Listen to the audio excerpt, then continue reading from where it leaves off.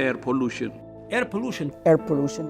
Setiap hari kita menghirup 15,000 liter udara. Selain oksigen dan nitrogen yang penting untuk kelangsungan hidup, atmosfera juga mengandungi pelbagai bahan asing yang berbahaya. Apabila dapat dikesan, ia dikenali sebagai pencemaran udara. Because of air pollution, the simple act of breathing contributes to 7 million deaths a year. Pencemaran udara adalah risiko alam sekitar yang terbesar kepada kesihatan, membunuh 7 juta orang di seluruh dunia setiap tahun. Air pollution. It lurks all around us, preying on the young and old. It slips unnoticed past your defenses and assaults your lungs, heart, and brain. Its deadliest weapons are invisible, poisonous particles that can be as small as a molecule. With every breath, they break through your lungs' protective barriers. There, they trigger inflammation as your system tries desperately to fight back. But these tiny intruders penetrate those defenses, lodging toxic compounds even deeper, sowing the seeds of cancer. They slide straight into your bloodstream, sabotaging your entire body. They inflame and constrict your blood vessels, increasing blood pressure until, one day, causing a stroke. The particle prowlers dislodge fatty plaque that may have built up from your diet. They weave clots that can be deadly blockers of blood flow to your heart or brain. With each new case of heart attack, stroke, lung disease, or cancer, air pollution adds another life to its hit list. Let's stop this invisible killer. Pernahkah anda terfikir, apakah satu perkara yang kita tidak boleh hidup tanpanya lebih daripada beberapa minit? Oksigen. Ia ada di sekeliling kita. Kita menyedutnya tanpa kita sedari. Tetapi tanpanya, tubuh kita akan lumpuh. Setiap kali anda menarik nafas, oksigen bergerak melalui paru-paru anda, masuk ke dalam darah dan dihantar ke setiap sel dalam badan anda. Otak anda perlukan oksigen. Jantung anda perlukan oksigen. Malah, otot anda perlukan oksigen untuk bergerak. Apabila anda bernafas, oksigen masuk ke kantung kecil dalam paru-paru yang dipanggil alveoli. Di sekeliling kantung ini terdapat salur darah kecil. Di sinilah pertukaran gas berlaku. Oksigen masuk ke dalam darah, pada masa yang sama karbon dioksida gas buangan bergerak keluar. Kemudian anda menghembus karbon dioksida itu. Tetapi oksigen, ia tidak kekal di dalam paru-paru anda. Jantung anda mengepam darah yang kaya dengan oksigen ke otak, organ, otot dan setiap bahagian badan anda. Setiap sel menggunakannya untuk menghasilkan tenaga dan terus hidup. Tanpa oksigen, badan anda tidak boleh berfungsi. Sekarang, bayangkan apa yang akan berlaku kepada kita tanpa oksigen. Dalam beberapa saat, otak anda mula panik. Jantung anda bergelut untuk mengepam. Dan jika oksigen tidak kembali, sel-sel mula mati. Tetapi bagaimana jika udara yang kita sedut dipenuhi dengan gas toksik? Gas beracun seperti karbon monoksida, nitrogen dioksida atau asap industri boleh masuk ke dalam paru-paru kita, menggantikan oksigen bersih yang kita perlukan. Dan bukannya menyuburkan badan kita, gas-gas ini meracuninya.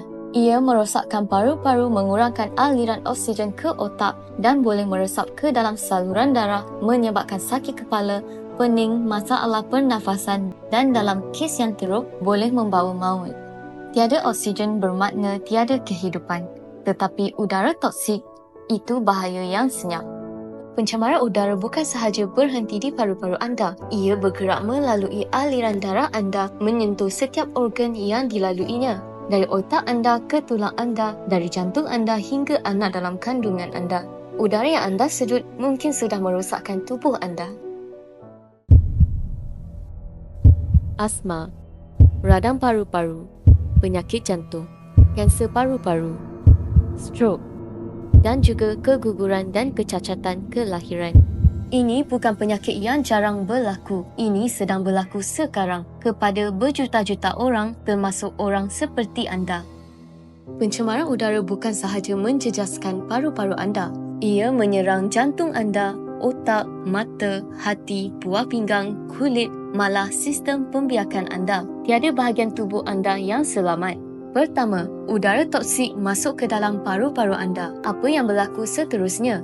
Anda boleh menghidap asma, kanser paru-paru, radang paru-paru, dan penyakit pulmonary obstructive kronik.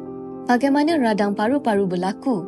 Pencemaran udara melemahkan paru-paru anda dan memudahkan virus dan bakteria untuk menjangkiti. Alveoli, kantung udara dalam paru-paru dipenuhi nanah dan cecair. Anda akan sukar bernafas disebabkan tubuh anda kekurangan oksigen. Kemudian ia menyerang jantung anda. Pencemaran udara menyebabkan keradangan salur darah, meningkatkan risiko serangan jantung, strok dan tekanan darah tinggi. Otak anda juga tidak selamat. Pencemaran udara boleh menyebabkan keradangan dan kerosakan pada sel otak. Seterusnya menjejaskan fungsi otak seperti keadaan tersumbat.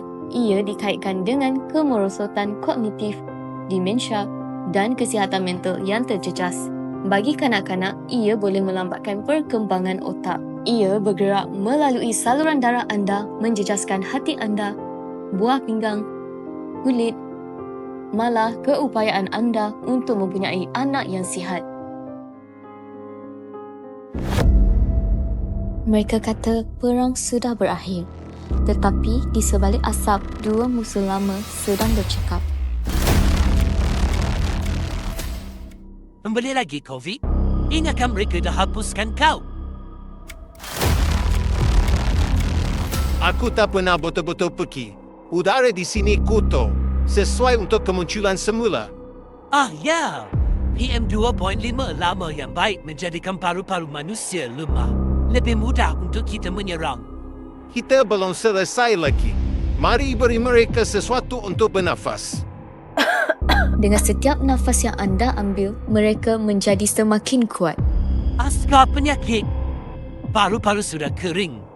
Sistem imun sudah lemah. Pencemaran telah membuka jalan. Sudah tiba masanya kita menyerang semula.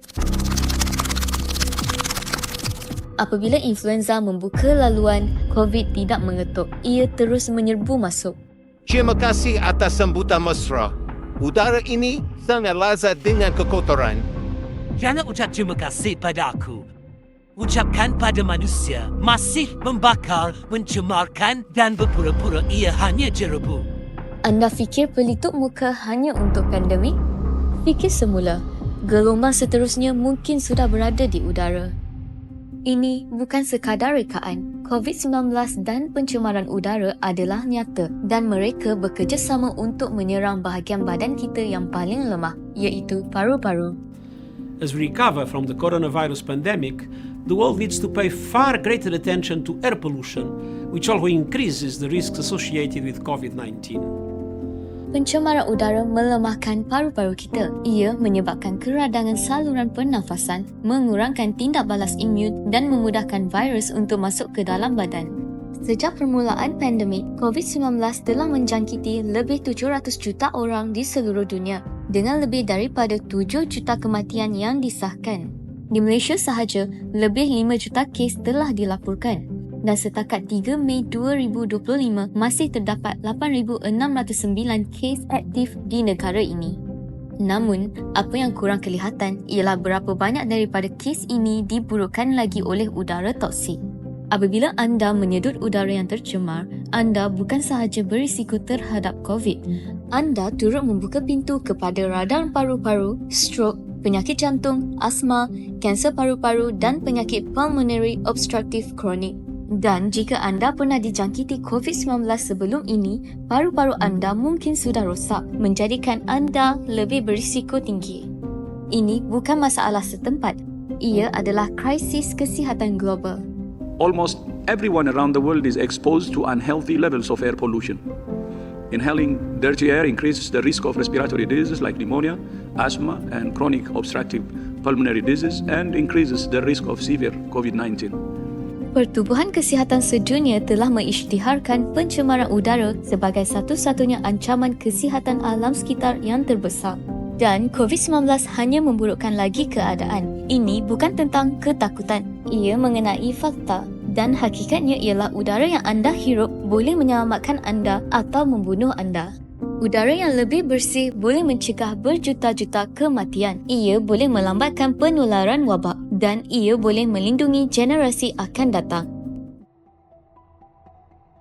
Di Malaysia, radang paru-paru telah muncul sebagai punca utama kematian pada 2023 dengan 18,181 kematian direkodkan, menyumbang 15.2% daripada semua kematian yang disahkan secara perubatan.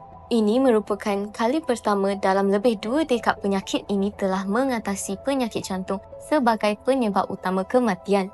Kanak-kanak adalah golongan yang paling berisiko. Pneumonia membunuh 740,180 kanak-kanak di bawah umur 5 tahun pada 2019 dan pencemaran udara adalah antara punca utama kematian itu.